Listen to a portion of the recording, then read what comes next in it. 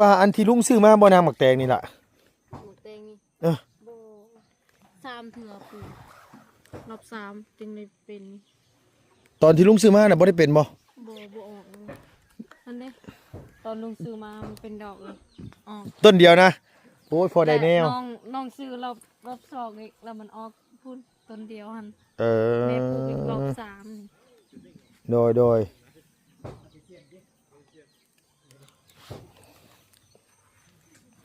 ถ้าว่ามันตั้งแต่ลุงซื้อมามันเป็นมันออกเบิดก็มันก็สิออกดอกบ่แล้วใหญ่บ่แล้วเนาะโดยป้าแต่พี่น้องไอ้ลุงแวะตลาดเมื่อกี้นี่ไปซื้ออันว่าสีมาทาเฮือนสามอนฮู้ว่าลุงอยู่ตลาดลุงซื้อหมูมาเฮ็ดกับข้าวนี่เด้ว่าซั่นว่าน้องจันได้ยินอีกลุงเอ้ยซื้อบักอันหยังนะแอปเปิ้ลมาฝากเด้อโอ้ยพี่น้องเนาะลุงนี่แหละเขาก็บ่ได้ฮู้ได้ว่าลุงเพิ่นมีเงินหรือบ่มีเงิน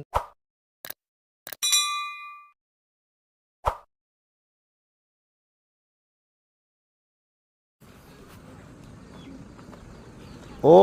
ยเนาะเห็นว่าทางสบายก็สิแม่นแล่นแฮงโพดโพโอ้ยเอาล่ะแล่นไปไสได้ลูก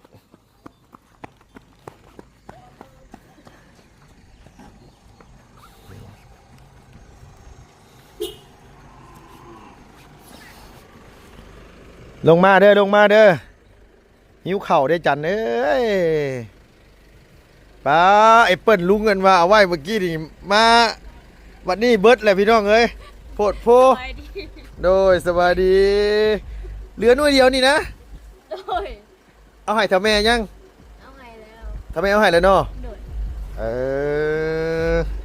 ใช้ขัดตัวการอยู่ใช้ตัวการฮะนะเอาน้องหัวกินส้มป้ากินส้มอยู่พูดบ่หัวมานี่เนี่ยล่ะได้ยินข่าวว่าเห็ดกินแซ่บบ่มาเห็ดนี่ให้อ้ายกินแน่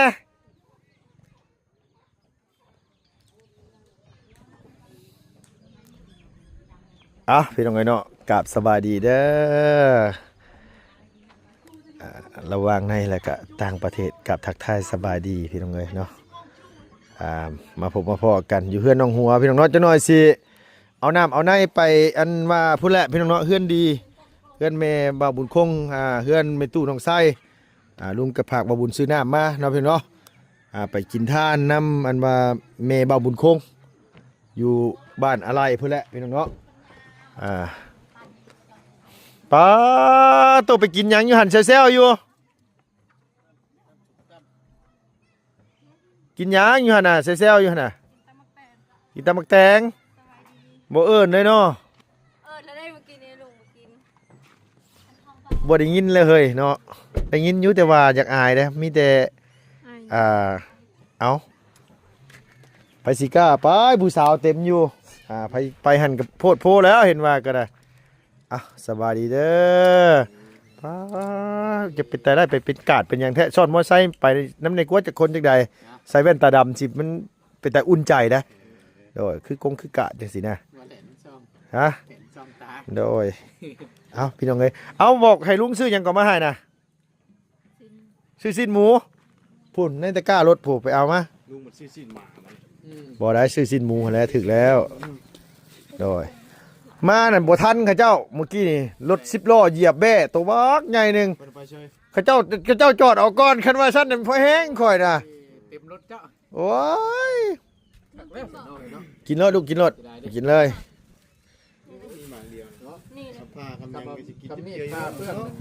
บ่แขวครบพอดีแล้วผู้นั้นกัดผู้นี้กัดซื้อสิ้นหมูมาหัวแกงสิ้นหมูใส่น้ำไม่ส้มให้กินดีกว่านางให้แม่เฮ็ดก็ได้ล่ะน่าจะเนาะทำไมอยู่บ่อยู่มึงเนี้ยไปตลาดกินยังกันอยู่หันน่ะพางกินยังอยู่หันอีตำบักแตงไปไม่เคยซอยพักไปให้เมนุ่มขึ้นไปเฮ็ดเลยสิ้นหมูจันเอาให้เมนุ่มขึ้นเฮ็ดเลยล่ะกินโลดเศร้าแล้วว่าโศกเศร้านะเศร้าแล้วบ่ทำใจได้ยัง ฮะเศร้าเลยบ่ล่ะ เศร้ายัง เอาโศกเศร้านะเศร้าเลยบ่ทำใจได้แล้วบ่ ได้เลย ทำใจได้แล้วถามไอหลีคบกันจักมือนะ ไผ่เอาบ่ได้อกหักเลยลูก เอาบ่ได้อกหักบ่ซะ บ่ อันให้เสียใจน่ะคือบ่มีเงินใส่ซองนี่บ่ แม่นเขามาเชิญอีกเขาหายไปให้อีกซองหนึงซองแข่งให้บ่มีเงินนี่ยังไปให้อีก มาเชิญอีกอ้าวกับหมู่ฮอดหมู่ถึงมันก็ดีแล้วเฮ้ยใครก็หมู่บ่ฮอดอยู่ไดใส่10,000 20,000นี่ก็บ่ได้อยู่แล้ววะเฮ้ยบ่ฮะลุงซื้อชิ้นหมูมา2โลนะฮะ ก็อายเขาหมู่เขาใส่50ขึ้นไปเฮาใส่20,000พักไปนั่น โอ้ยบ่เป็นหยังดอกน้ำจิตน้ำใจเนาะต่างไปซอยต่างไปตูดไปหยังหั่นแหละให้เว้า 20,000เราบ่ไป 20,000น่ะบ่ไป อายเขา เอาถามไอ้ลิมิตติดโตเท่าไหร่เสยเดือนเนี่ยมีติดโตเท่าไหร่ ติดต่อ เงินติดโตอยู่เท่าไหร่ 20,000 มื้อใดงานแต่ง มีเท่าเก่า วันที่29มื้อนี้วันที่เท่าไหร่ เท่าเจ็ด วันนี้27อีก2มื้อสิไปหามาแต่ไสบัดนี้เพิ่มอีก30น่ะฮะบ่เอาแล้วจันบ่ได้แบ่งให้ได้บ่เมื่อวานจันผู้ใหญ่เอาเงินให้จันเมื่อวานนี่บ่ได้แบ่งให้จัก10จัก20เลยบ่ แบ่งให้แล้ว แต่ว่าให้แม่ซื้อเป็นนัว ไอ้แม่ซื้อเป็นนัว ซื้อมาเพิ่น ซื้อบักเพชรเท่าแม่แล้วก็ได้ได้เมื่อกี้นี่ได้น้ำบ่ตูนเมื่อกี้นี่นะ โอ้ยยันบ่มุมเงินน้ำมันว่าแม่นมอยู่เด้อบื้อนี่ขอเงินแม่นมไปใส่ซองซอยงานแต่งกับเจ้าบ่จักอันนี้บ่โดยบ่แล้วเฮ้ยไผสิเฮ็ดเบิดหมูตั้ง2โลลูกล่ะเอาไว้เฮ็ดกินมื้ออื่นก็ได้เฮ็ด กิน อัน หมด กินบ่เบิดดอกเอาเด้อกินเด้อไปซอยพักเด้อไป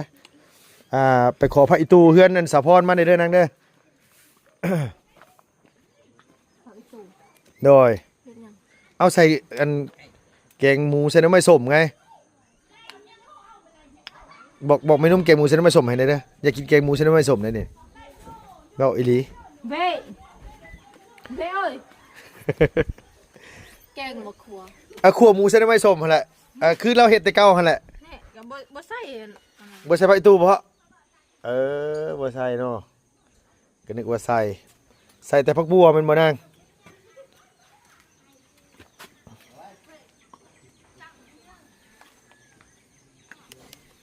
โดย 10 โมง ฮะผักหอมบ่ได้ใส่แล้ววะล่ะใส่แต่ผักอีตู้อันบ่แม่นใส่แต่ผักบัวซื่อแล้ววะ ใช่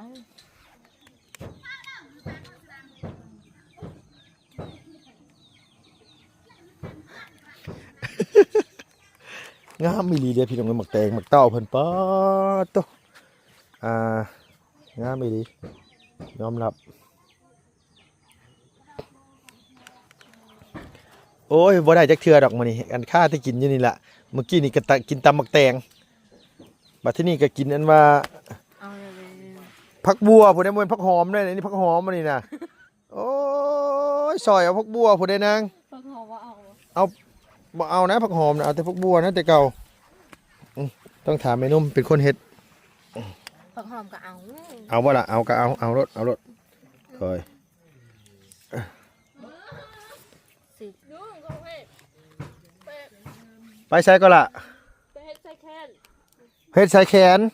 อยู่ไสน่ะ งานเต็มเลย อยู่เพื่อนดองบ่อ๋อเอาเพิ่นแต่งมื้อไหน วันจันทร์นี่ วันจันทร์ ปะหนาวแล้วเท่ เอาเพิ่นคือเฮ็ดไว้เฮ็ดใส่แขนโอ้ ก่อนแล้วคิดตอนย่องตอนนี้ เจ้าสิไปแล้วบ่จักหน่อยก่อนค่ำๆจังไปเห็นว่าก็ดีมาซอยผักบัวซอยนี่ได้มันเอาได้หลายเด้อผักบัวได้มันจังเฮ้ย ครบพักก็ หดพักบ่เอามาสะหดก็หดมาเปิดมา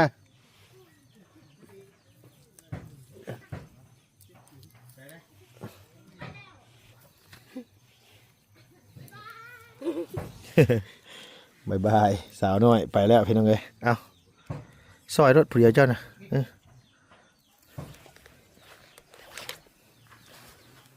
อันนี้ที่ว่าอันที่ลุงซื้อมาบ่นางหมักแตงนี่ล่ะ หมูเตงนี่ เออ โบ3เถื่อปูรอบ3จึงได้เป็น ตอนที่ลุงซื้อมาน่ะบ่ได้เป็นบ่ บ่ออก ตอนลุงซื้อมามันเป็นดอกเลยออก ต้นเดียวนะโอ้ยพอได้แนว ต่น้องซื้อรอบสองอีกแล้วมันออกพูดต้นเดียวหัน เอ แม่ปลูกอีกรอบ อ สามนี่ โดย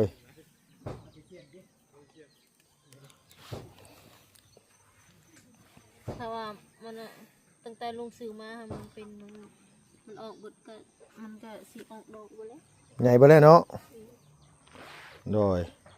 ป้าแต่พี่น้องไอ้ลุงแวะตลาดเมื่อกี้นี่ไปซื้อกันว่าสีมาทาเฮือนสามอนฮู้ว่าลุงอยู่ตลาดลุงซื้อหมูมาเฮ็ดกับข้าวนี่เด้ว่าซั่นว่าน้องจันได้ยินอีกลุงเอ้ยซื้อบักอันหยังนะแอปเปิ้ลมาฝากเด้อเด้อโอ้ยพี่น้องเนาะ ลุงนี่แหละ เขาก็บ่ได้ฮู้ได้ว่าลุงเพิ่นมีเงินหรือบ่มีเงินนะ เพิ่นบ่ได้ถามได้ว่าลุงจะมีเงินบ่จังซั่นสิบ่ได้ถามแม่ค้าก็เห็นหน้าลุงเฮิมก็โอ้ยพี่น้องเอ้ยเอาเด้อละ2โลบ่3โลบ่โอ้ยอันเฮาบอกว่าเอา3โลนี่แหละซับก็คือว่าซับแม่นซับโพดซับโพซับบาทเดียวก็คือว่าถึง2โลเป๊ะเลยพี่น้องเอ้ยว่าสิให้ระแวงมันคือกระเทินเอาก็ได้ชิ้นหมูมา2โลได้หมักสมมาน้ำแน่เพียงเนาะแล้วก็เข้ามาแบ่งกันกับเมตู้เมสามอนแน่เมื่อกี้นี่ก็เอาสีไปให้เพิ่นทาเฮือนตัวนี้ลายๆพี่คือบ่ซอยตัวลายๆพี่ล่ะบ่ลอยนี่นานงามๆนี่แม่นางตัวคือบ่ซอยนานนี่บ่ถามอีหลีเมื่อวานนี่บ่ได้แม่นอกหักบ่ให้เรื่องบ่มีเงินใส่ซองซื่อนี่บ่ตาตูบหั่นไดโอ้เป็นแต่รุ่นโตนชาติเด้พี่น้องเอ้ยกับบ่มีอีหลีอุกอังอีหลีจักซองเนี่ยจักซองในมือเดี๋ยวนี้มีจักซอง สอง มีสอง เข้ามาส่ง บ้านไหนอันที่ซองที่สอง เก่งหลวง บ้านเกียงหลวง อัน บ่เป็นบ้านห้วยนาอาบ่ บ่เก่งหลวงอันนั้นเป็นลานของเอื้อย ลานเอ้ยเจ้า แม่นลานของผัวเอื้อยนะ อ๋อมือเดียวกันได้บ่ วันที่สี่ เอาวันที่4พุ่นโอ้ยังไก่อยู่สนะนั่นน่ะยังไก่อยู่ดอก ยังพอหาได้อยู่ดอกนางเอาตัวจ้อๆนี่ก่อนนี่มื้ออื่นมื้อฮื้อนี่ เอาตัวที่มันจ้อๆนี่ ที่เก่าที่สี่ที่หกกระดองอีก ที่4ที่6กระดอง ที่สี่บ้านเก่งหลวงที่หกมาต่ออยู่บ้านน้อง โอ้ยเนาะงานแต่งก็คือว่าโศกว่าเศร้าแท้ๆพี่น้องเอ้ยคันบ่ใส่บ่ได้บ่เฮ้ย อ๋อแบบมือเติมเลย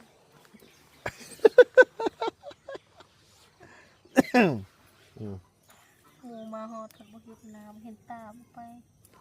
บ่ได้เด้เนาะเฮ้ยเนาะ บ่คือ บ่คือเด้เนาะ ผัดเฮาดิเฮาก็ยังมีหมูคือกัน บัดเพิ่นบัดตูเนาะนางเนาะแม่นแท้ๆเด้พี่น้องเอ้ยพี่น้องบางคนก็สิว่าโอ้ยภาษาใส่ซองงานแต่งก็สิแม่นแหล้วผู้ใดมีผู้บ่มีนี่ก็โยคือว่าหั่นแหละกุ้มใจคือว่าหั่นแหละบุตรีอีหลาเพิ่นได้พี่น้องเอ้ยนี่นะเนาะบ่มีบ่เอ้ยผู้บ่าวทงผู้บ่าวไทยคุยจีบคุยหยังบ่มีบ่หัวโอ้ยอีหลาเอ้ย ขนาดน้องบ่ได้คุยนำเขาเขายังว่าน้องตัวเอาเงินเขา แม่นบ่ ขนาดเฟซเขาน้องยังบ่มีครับ ไผเว้าน่ะ เอาลุงบ่เห็นมาทางสองบ่ไล่นะ เออเพิ่นคอมเมนต์มาสิบ่ คอมเมนต์เขาถูกมาทำบ่ไล่ โทรมาถามว่าอะไร โทรมาบอกว่าไล่ เออได้ ส่งหูปแล้วหูปมันบ่แม่นหูปน้อง โดย แม่นหูปคนอื่น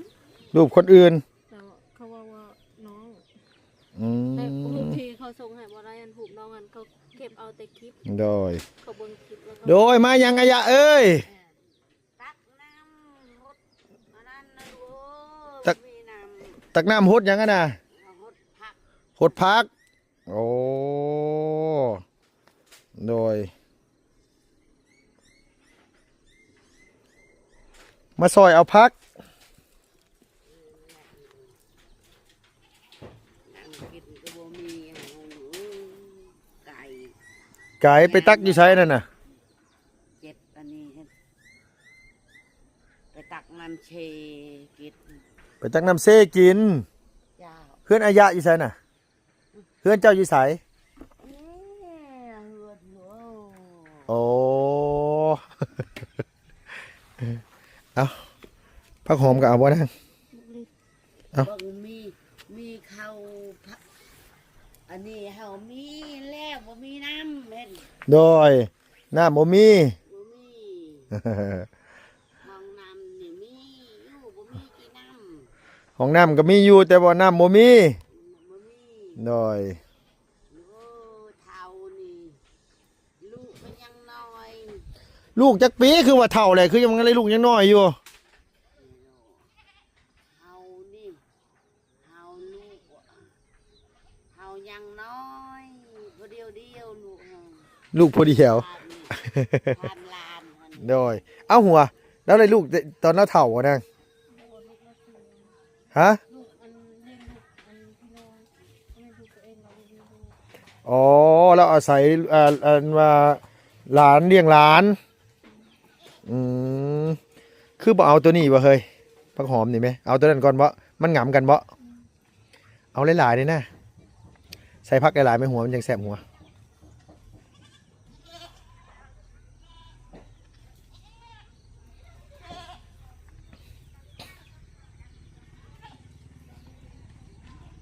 อองนี่ละเขาเฉลือเฮ็ดแต่เมืองนั่นเฉลือจะให้เอง โดย อันมาอันคนขับรถนี่มาหัวเป็นเจ้าสาวนะนางอ๋อ ยังพดนี่ได้น้ำ ยำแรงนี่บ่มีเนาะยำแรงนี่เนาะ แรงบ่มี โดย ข้าวเฮ็ดชวนเฮ็ดมันเฮ็ดมันต้นเฮ็ดกล้วยก็บ่แพ้เจ็บ บ่แพ้แล้วอายุหลายเลยบ่หัว จ้า แม่นหยังอันเขียวๆนี่อันฟ้าๆนี่นางบ่เป็นผุยบ่ล่ะโดย คุยค่ะไม่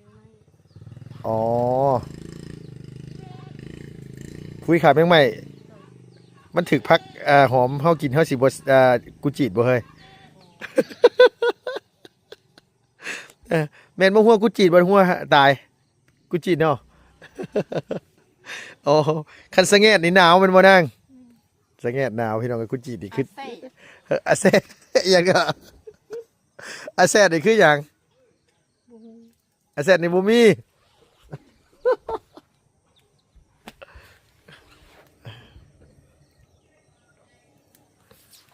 คนลุงบ่ได้เห็นบ่เข็บคือเขาลมเขาเอิ้นว่าซีดซีด อาซิดบ่เห็นแน่ลอยอาซิดนี่คือบ่มีแม่นบ่ล่ะบ่มีเงินนี่คือบ่มีอาซิดคือกันแม่นบ่ เอาปลา อ่ะ เอาปลาเลยเซมอายเอ้ย อะไรก็ประเรอสับอายเอ้ยคือบ่มีเงินอายเอ้ย บ่มีเงินพี่น้องเอ้ย อ๋อเอาไหมเอาเอาปลาเลยเซมอายเอ้ย ประแซมอายเอ้ยสิบ่ประแซมอายเอ้ยบ่มีเงินพี่น้องเอ้ย แม่นบ่ลุงว่าถึกบ่บ่มีกับบ่มีแหละเฮ็ดได้ซั่นน่ะมันบ่มีไผต่างคนต่างบ่มีเฮ็ดได้เนาะมันจำเป็นขะมั่งเฮ้ย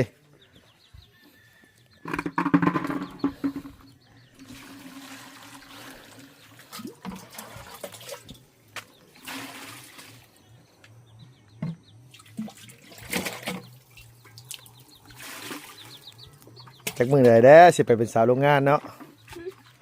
นี่เห็นบ่จักมื้อใดเด้อสิไปเป็นสาวโรงงานว่ะ ลาโรงงานนี่ค่ะ เอ้าอยู่เวียงเลยเฮ้ยเนาะสร้างว่าวหลายหัวแมงอันนี่หัวมันสิมาไข่ใส่นี่หัวแมงนี่มันสิมาไข่ใส่เป็นใบไม้ละนี่แมงอันนี่มันสิมาไข่ใส่หมักแตงเจ้า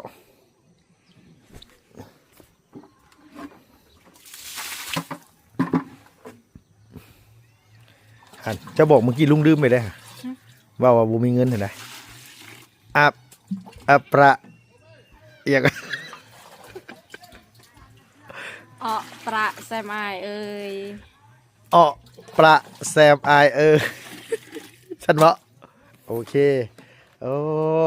เอาได้แล้วพี่น้องไอ้คำศัพท์ใหม่คันเพิ่นบอกว่าเอ้ยลูกเอ้ยซอยซื้อแน่เอาประพี่น้องยัง เอาประแสบอายเอ้ยเอาประแสบอายเอ้ยแม่นบ่หัวโอเคเอาได้แล้วพี่น้องเอ้ย อะประเลยแซมอายเอ้ย เอาปะเรอแซมไอเอ้ยกูรีเอาพี่น้องไอ้ฮู้แล้วพอได้ฮู้แล้วเพิ่นน่ะปู่ป้าแม่นมเฮ็ดแหละต่ำได้แม่นมกำลังเฮ็ดกินพี่น้องเอ้ย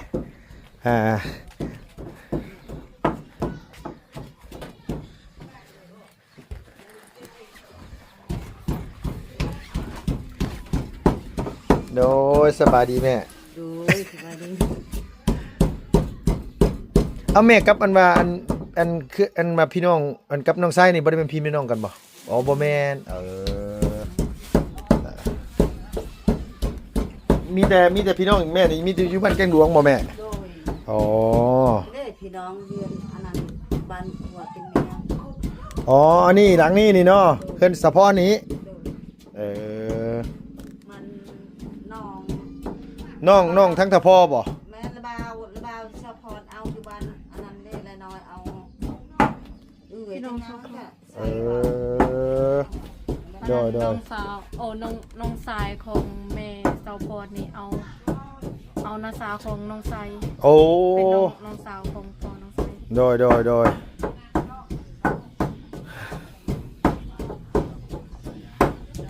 แม่ลูกสาวกลุ้มใจยังบ่มีเงินใส่งานแต่งไว้ซะนะ เดินเบาจัง โอ้ยตำบักเพชรกำลังเสียดแกงโอเคเนาะแม่เนาะโดยฝุ่นหนีแหละพี่น้องเอ้ยมีหยังนี่ขึ้นหนีไว้หนีว่าแท้บ่ฮะโอ้ตัวเองบ่มีเงินก็ยังย่านอยู่ได้เดี๋ยวนี้น่ะโอ้ยบ่มีก็บอกว่าบ่มีติผู้ใดสิให้ มาเจ้าดอกม่วง อันว่าดินนี่ก็สูงกว่าเฮือนพี่น้องเอ้ยยามฝนมานี่พอแห้งแม่นมเราสิเอาซื้อปลาดุกมาเลี้ยงนี่พอแห้งซื้อปลาดุกมาเลี้ยงซ้ำสิกินนี่ผู้ใดเป็นคนสร้างให้เฮ็ดตกพญาพิษนี่ฮะโตบ่ฮะโพดโพเนาะโอเคสู้อีก2 มื้อสู้เดี๋ยวก็ผ่านไปเนาะเอาสบายดีป่ะลูกเนี่ย สบายดี เอาพี่น้องเอ้ยเนาะสำหรับคลิปนี้กะพอดีว่าลูกเฮิมไปซื้อสีพี่น้องเอ้ยไปซื้อสีแล้วก็ซื้อกันว่าพวกอุปกรณ์ท่าบานประตูท่าบันไดเฮือนสามอนพี่น้องเนี่ยก็เลยอันว่าซื้อของซื้อหมูซื้อหมกไม้บางอย่างแน่มาฝากทั้งน้องหัวเพิ่นเฮ็ดอยู่เฮ็ดกินทำกันตอนแรงๆนะพี่น้องแล้วก็สิออกเมื่อมันจังสบายมันจะบ่ได้หาแนวกินพี่น้องเอ้ยเข้าก็ ซื้อมาแล้วเพียงเนาะพอดีแหละขึ้นมารอบหน้ารอบในคันว่าสั่นสีให้ทางแม่น้องนี่สีมาฝากน้องหัวอยู่พี่น้องเอ้ยเข้าจะน้อยเบิดได้ในหน้าเศร้าๆเลย ขอบคุณหลายพี่น้องเนาะอยู่ดีมีแห้งเด้ออย่าเจ็บอย่าจนลำรวยสุขภาพพลานามัยแข็งแรงสุขภาพร่างกายแข็งแรงอายุมันขวัญยืนนะพี่น้องสำหรับคลิปนี้ไปแล้วพี่น้องบ๊ายบายสวัสดีเด้อ